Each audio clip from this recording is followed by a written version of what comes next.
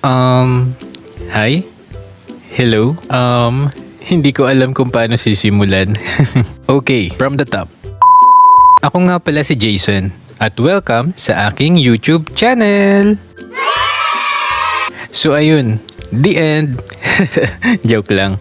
So ayun na nga, matagal ko na talagang gustong gumawa ng mga storytelling videos at i-upload dito sa YT. Sa pagkakaalala ko, bago mag-pandemic yun, nagpaplano na ako na gumawa ng mga simpleng animation. Kaso nga lang, sobrang busy pa ako that time. Marami pa akong mga ginagawa noon at mga kailangan tapusin. Kaya yung plano ko, hindi na natuloy. Then ayun, dumating na yung pandemic arc. Kala ko, yun na yung time na makakagawa ako ng mga storytelling videos. Pero hindi pala. Medyo napraning ako ng konti dahil sa kumakalat na sakit noon.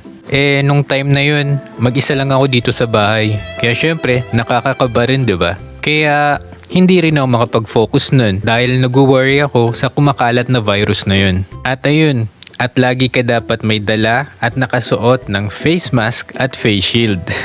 At syempre, andun din yung mga vaccine, mga booster, kailangan mong pumunta dito, doon.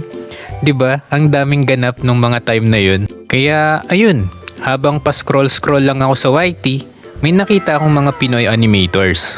So ayun, sa kakanood ko ng mga animations nila, mga storytelling videos, nawala yung pag-aalala ko nung pandemic. Halos nanood nga lang ako ng mga storytelling videos na gawa nila, Abby Animated, Gen Animation, Jello Animation, Arkin, Vince Animation, at marami pang iba. Sa kakanood ko ng mga storytelling videos nila, mas lalo akong na-inspire at ipagpatuloy yung matagal ko nang gustong gawin na gumawa rin ng sarili kong storytelling videos. So ayun, nagtry na ako gumawa ng sarili kong character. Syempre, based sa sarili ko, may salamin kasi malabo yung mata ko.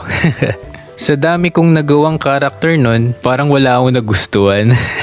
Many years later. At ayun na nga, biglang hindi na naman natuloy yung pag-animate ko. Aray ko po, naging busy na naman ako, marami na ulit akong ginagawa at may mga kasama na rin ako sa bahay. May mga kailangang dapat unahin na minsan nakakalimutan ko na yung sarili ko. Minsan, mapapaisip na lang ako na paano naman ako na may sarili din akong buhay na hindi ko na magawa yung mga gusto kong gawin. Ay hala, nagdrama na. So ayun, skip. At ito ngayon, nagkaroon na ako ng time para matuloy na yung matagal ko nang gustong gawin at mga plano ko. Syempre, busy pa din naman pero kahit papano, nakakakuha pa rin ako ng time. Basta matapos ko lang lahat yung mga dapat kong gawin. Pero minsan, inaabot na ako ng antok dahil sa pagod. Ending, hindi ko rin nagawa at hindi ko natapos. Pero this time, seryoso na. Tuloy na talaga to. At ayun, nakapag-start na din pala ako gumawa ng mga simpleng animation. Pwede nyong i-check dito. Ayan, ginagawan ko ng mga drawing animation yung mga nakakatawang eksena sa mga videos. Pero dito sa YT, ang ilalagay ko yung talagang dream ko.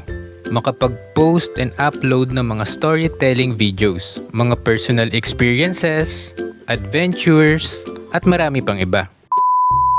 So ayun, hanggang dito na lang muna at sana suportahan nyo rin ako tulad ng pagsuporta nyo sa mga iniidolo nyo. So ayun guys, huwag nyong kalimutang mag-like, subscribe, at click the bell icon para updated kayo sa ating mga susunod na videos. So ayun guys, maraming salamat sa panonood at see you sa next video. Bye!